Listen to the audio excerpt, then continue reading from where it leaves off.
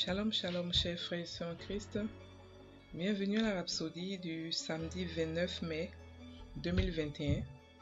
Rhapsodie écrite par le pasteur Chris Oyakilome. La lecture vous est offerte par la vérité de l'Évangile. Le thème d'aujourd'hui est « Inspirer l'amour » et le verset est de Hébreux 10, verset 24, qui se lit comme suit. « Veillons les uns sur les autres pour nous exciter à la charité et aux bonnes œuvres. »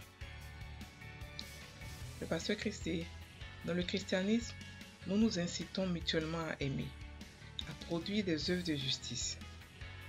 Nous ne suscitons pas la haine, la colère, la jalousie ou la malice. Ne poussez pas quelqu'un d'autre à devenir rancunier. Dites et faites toujours les choses qui favorisent l'amour et la paix, car vous avez été créés pour aimer. Jésus a dit dans Jean 13, verset 34, « Je vous donne un commandement nouveau. Aimez-vous les uns les autres, comme je vous ai aimé. Vous aussi, aimez-vous les uns les autres. » Répandez l'amour. Quand les gens essaient de planter une aversion en vous ou quelqu'un d'autre, sachez que c'est un mauvais esprit qui œuvre à travers eux. Et faites-leur savoir avec amour qu'ils ont tort. Ne gardez rien qui vous rendra amer ou enragé envers quelqu'un d'autre. Marchez dans l'amour et inspirez les autres à aimer. Jésus a dit, « À ceux-ci, tous reconnaîtront que vous êtes mes disciples, si vous avez de l'amour les uns pour les autres. » Jean 13, verset 25. Dieu vous a donné son amour et la capacité de l'exprimer abondamment. Romains 5, verset 5 dit, « L'amour de Dieu est répandu dans nos cœurs par le Saint-Esprit qui nous a été donné. » Que l'amour se manifeste dans votre langage, qu'il se reflète dans vos actions. Marchez dans l'amour, révélez la perfection de votre esprit et de votre personne.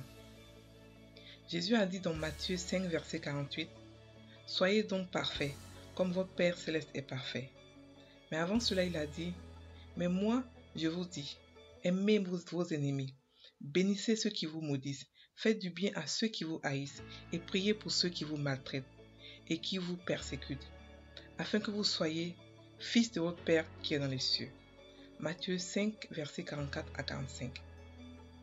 Il veut que vous aimiez inconditionnellement, comme votre Père céleste. Alléluia. Le thème d'aujourd'hui parle de l'amour. De l'amour que nous devons inspirer au monde. De l'amour que nous devons donner à nos frères chrétiens. Et de l'amour que nous devons donner à ceux qui ne sont pas chrétiens. Et encore plus l'amour que nous devons donner à nos ennemis. Ouais, c'est grand la rhapsodie d'aujourd'hui. Parce que ça parle de l'amour. Et l'amour est le dernier nom de Dieu. C'est-à-dire son nom qui a été révélé dans le Nouveau Testament. Dans l'Ancien Testament, il se faisait appeler tous les noms par rapport à ses qualités, par rapport à ses habiletés.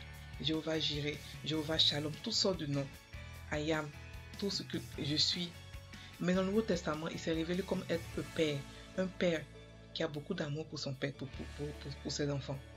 Dieu aime tout le monde. Dieu est amour. Son nom est amour. Et c'est dans cet amour-là que sa puissance se retrouve.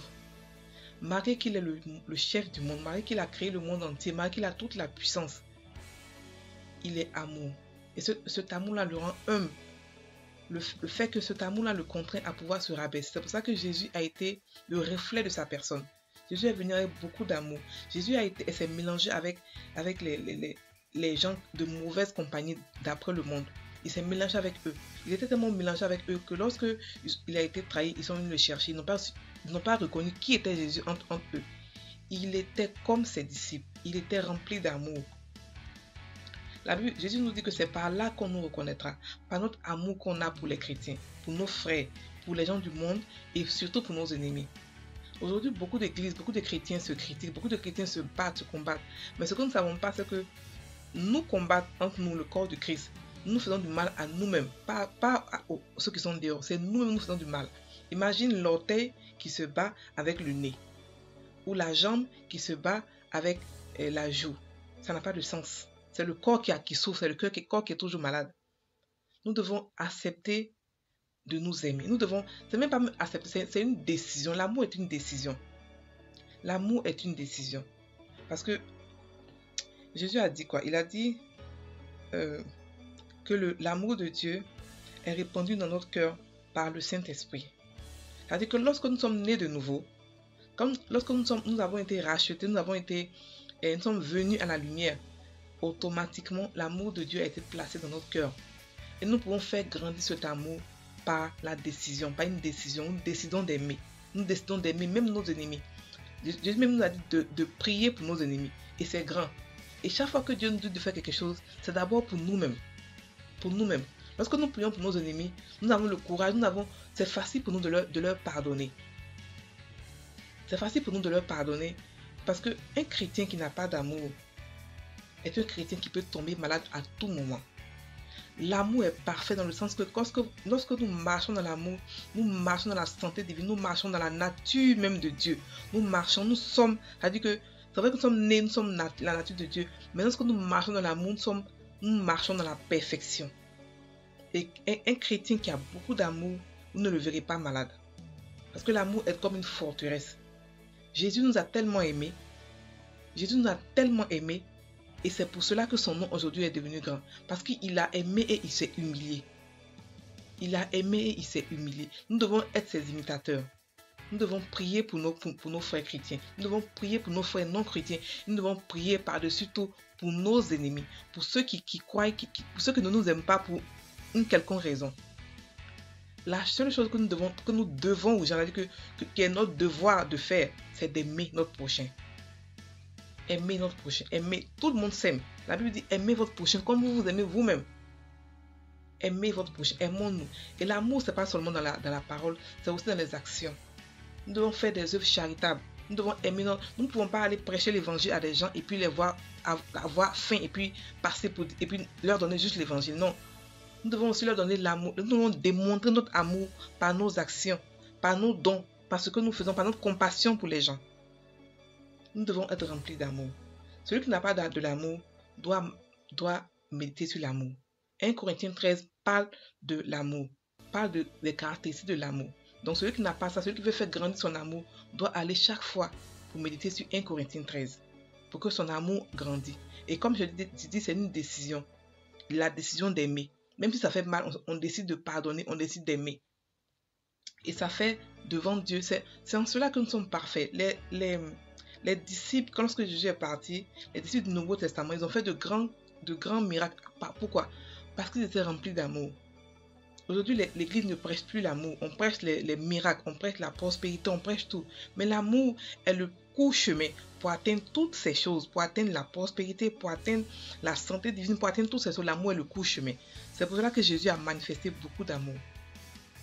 Nous devons manifester l'amour de Dieu. C'est en cela que le monde saura comment notre Père est amour. C'est en cela que le monde saura comment est-ce qu'il est, sa nature. Parce que nos enfants, nous sommes ses enfants, nous devons refléter qui il est. Et il est un Père d'amour. Il est un Père d'amour. Donc je vous exhorte, frères et sœurs, à décider d'aimer. Décider d'aimer même vos ennemis. Ceux qui vous maltraitent, décidez de les aimer. Et priez pour eux. Lorsque vous priez pour eux, vous avez le courage de pouvoir les pardonner. Et lorsque vous priez pour quelqu'un, vous n'avez pas le courage de pouvoir le critiquer ou parler mal ou penser mal de lui. C'est impossible. Donc frères et sœurs, je vous conseille, je vous exhorte à manifester l'amour, à faire grandir votre amour dans votre cœur. On va prendre la prière. Répétez après moi. Je me réjouis, Père juste, pour ta vie qui est dans mon esprit. La vie d'amour et de justice, abondamment exprimée dans mes paroles et mes actions. Je pousse les autres à aimer et je les inspire à produire des œuvres de justice au nom de Jésus. Amen. Soyez bénis, passez une très bonne journée. Priez en langue sur ce rhapsodie pour que ça puisse entrer dans votre cœur et porter des fruits. Soyez bénis.